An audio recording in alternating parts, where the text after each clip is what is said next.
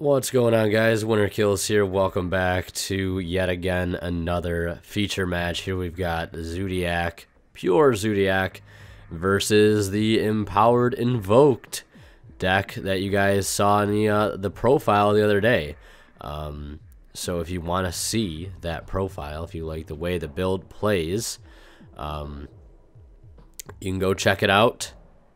At the end of the video, there'll be an annotation for you to click on. And if I remember, I'll try to remind you guys at the end of the video. But anyways, standard fusion sub combo. Looked like it's going off. He ended up foolishing that Zoodiac combo to start the turn off. Searching the black sheep. Now using fusion substitute to go for the Norden play. And then continuing, obviously, to go into the what is the new standard Zoo combo. No longer double rat into Digesto Emerald. You have to work a little bit harder for that play, but now you get some draws out of it, which is interesting enough. Activating that instant fusion. And speaking of instant fusion, this is the first tournament we ended up having with OTS 4-packs available. I think there was, because we also do have, we have like a box of them for sale. And we also have a box that is strictly used for tournament use. And I think a couple strikes were pulled. I think maybe an instant fusion and 2 utopias. So that's pretty interesting. Those cards are pretty expensive, which is kind of sad because I would like to pick up some ulti instant fusions for my Mermail deck. So yeah. Activating Meltdown. It'll be met with a Trident attempt, but it'll chalice it very quickly. Not even hesitating there. Wants to get that Alistair search. Well, search of Alistair. And it looks like the Windwitch play is going to go through here. No D barrier being activated, at least not yet. Maybe he wants to wait until everything is on the field to activate it. Solemn Striking. The Winter Bell. Or that works too, I guess.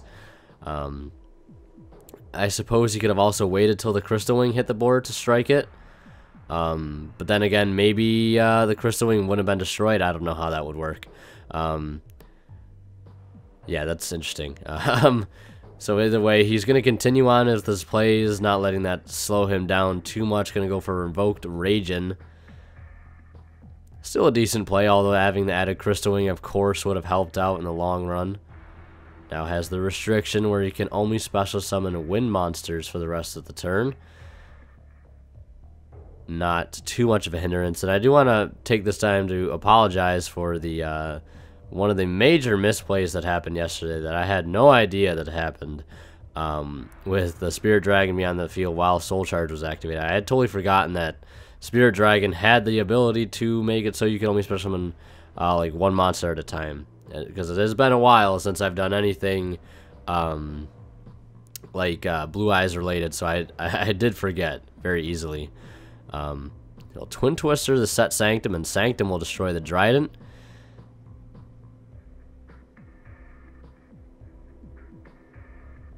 And then Whiptail is summoned. Oh, okay. I was like, how did the field spell go to the grave? But he did Twin Twister that as well. Okay, I was like, because he sent it on the normal summon of Whiptail. I was like, wait a minute, Whiptail doesn't have a spell trap destruction effect. It's going to continue on here into, it looks like it went first, maybe Borbo. I might have missed that. But he's going into Broad Bolt either way. Now using Zoo Combo Engraved to recycle plenty of Xyz monsters. And it looked like a rat, I think he might have recycled. Definitely good targets. Putting one back in the deck to draw one. See a DD Crow in hand. I think he does main deck several copies. I think maybe 2 or 3 copies of DD Crow. Very good card to main deck this format. You're thinking, what is a good hand trap to play on top of, you know, the one of Maxi if you're playing that. Definitely DD Crow. Give that card a shot. I think it's much better than Ghost Ogre in my opinion. And it has a lot more potential. Because graveyards right now are pretty prevalent. So he's going to go Alistair. The Alistair summon is okay. Adding the Invocation. One set back row. If it's a D barrier, it's going to hurt a lot. Or maybe even a strike. Because, actually, no, he can't strike that. because it is not being summoned inherently. It's being summoned by a card effect. My bad. So it looks like he'll banish the Winter Bell, going for another Invoked Raging.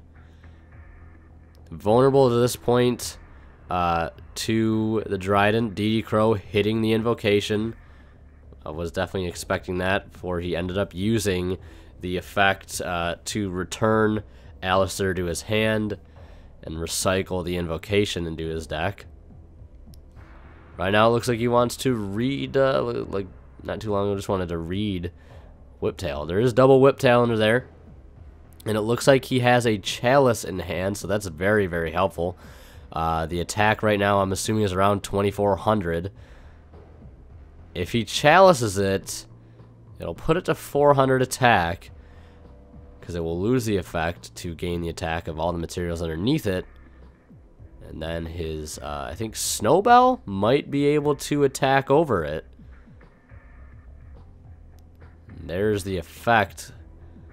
Probably baited that really well there, using Radiant's effect. I don't know if he necessarily needed to use it, but another thing I'm not sure of is that if he would have flipped it face down with Radiant after chalicing it, when Radiant goes to attack again, if it flips back up, if it regains those effects, which I'm pretty sure it might have. So some of you guys might want to like help me out with that in the comment sections. I'm pretty sure if it were to have flipped back up, you know, after being attacked into, the effects of Whiptail would have been reapplied again, since it had been set and then flipped face up. So it's no longer remembers that it's been negated by Chalice.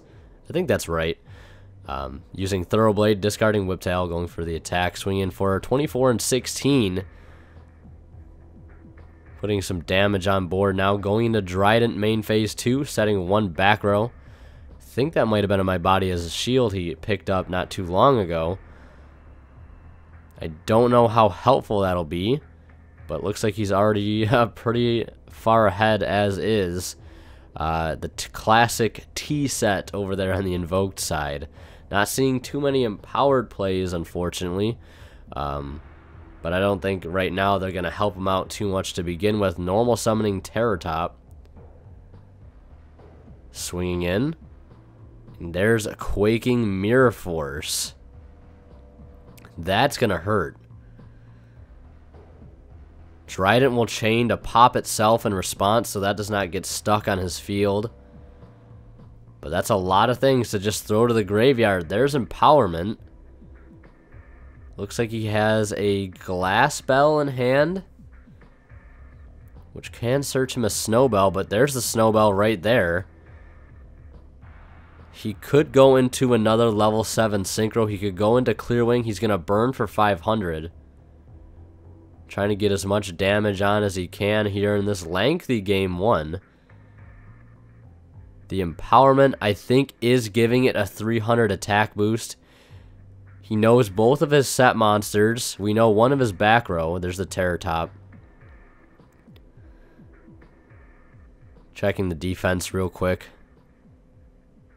Going for the Thoroughblade, putting that in graveyard. No Zoo combo in grave, so he doesn't have to worry about him giving any fuel to recycle anything anymore, because I only think he plays one Zoo combo. He might play 2 if I'm mistaken. I think he might play 2. There's Dragodes, which when that is destroyed, he can search Alistair. Everything on his field is currently being boosted by 300 attack. So he does have that benefit. Easily running over the Terror Top, simplified game state. The Empowered Engine really coming in handy here. Giving an extra normal summon.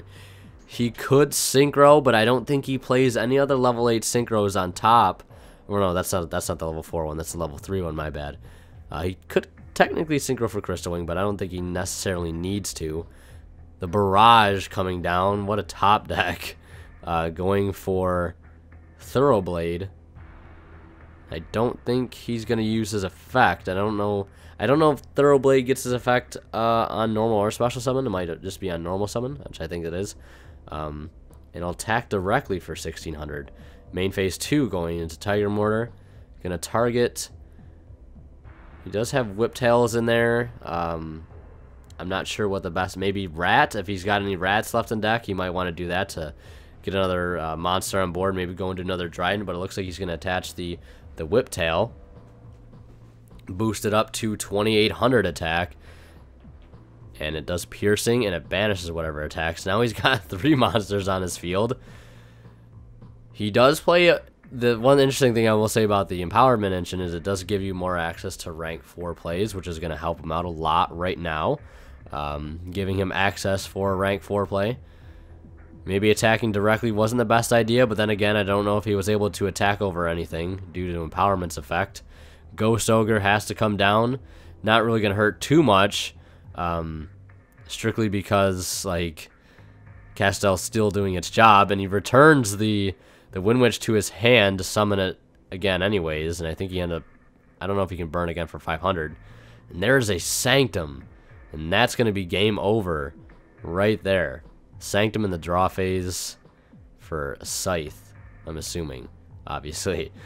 Yeah, what a card.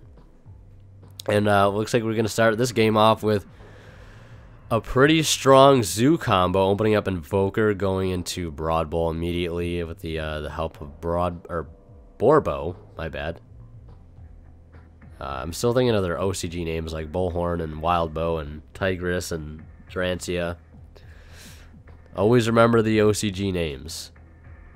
I have a hard time like accommodating to the TCG names sometimes. And I'm not very good at the names either, which is kind of interesting. Going into, looks like Tiger King, grabbing Tanky. That would technically be set first and then being activated, but just saving some time. A bit of more of a casual play. Even though this locals in our local area is seen as one of the more competitive ones because it's much more smaller. Most of the people there do play meta, so it is a bit harder to do well here compared to the other tournaments that we go to. The other tournament is, there's many more people, but you have that pool of people that don't play meta at all. So you are playing meta, you test meta, and then you go there and you play something that's completely not meta and you lose to it. It's very frustrating.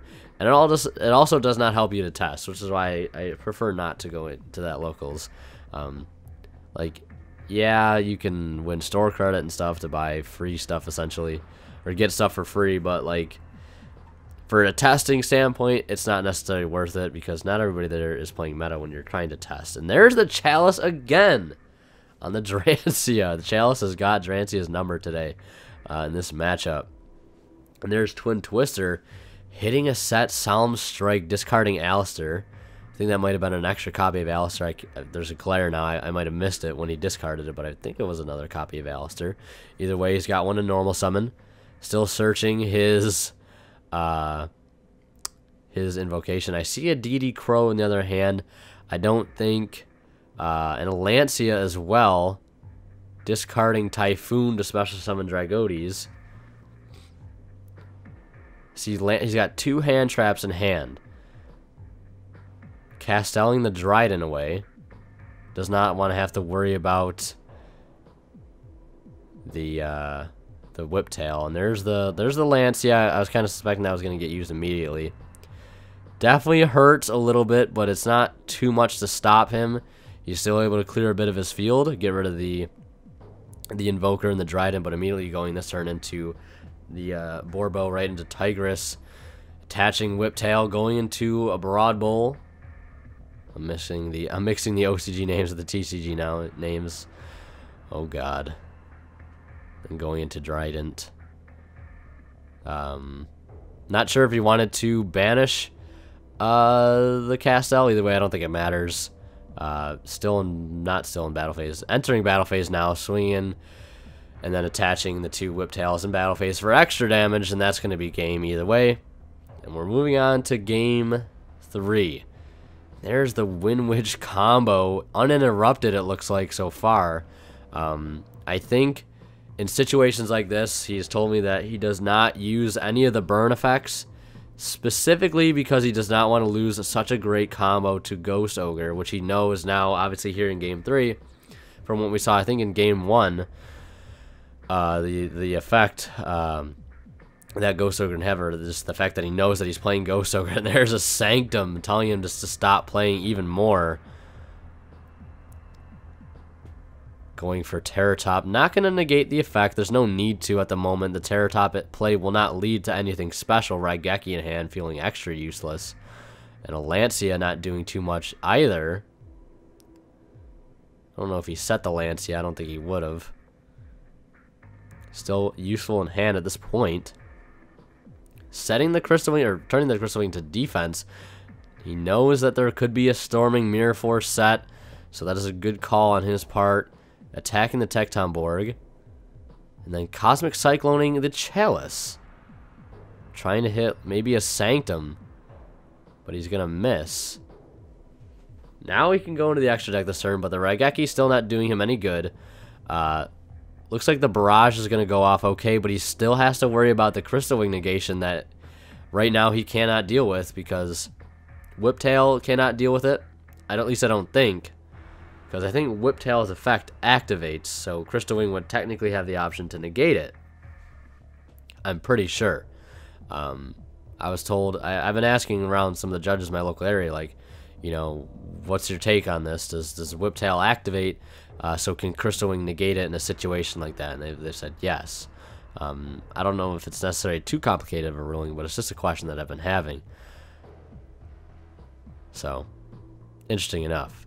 Battle Phase doesn't even need the negation because there's a Quaking. And that is going to be game over. And actually, I don't even think he needed to use the banishment effect because this Crystal Wing was in defense position, so I don't even think it matters, but whatever. Anyways, I hope you guys enjoyed the video here today. If you did, be sure to, of course, leave a like. Thank you guys so much for your continued support. You guys are freaking amazing. I love all of you. Almost at 4,400 subs, and we're almost at 1 million total views. You guys are absolutely insane. Like I said, I love you guys so much. The love is real. The support is real. Trying to bring you guys decent content. So, yeah. Thank you so much for watching. Leave a like if you enjoyed. And as of course, guys, Winterkill signing out. We'll see you in the next one.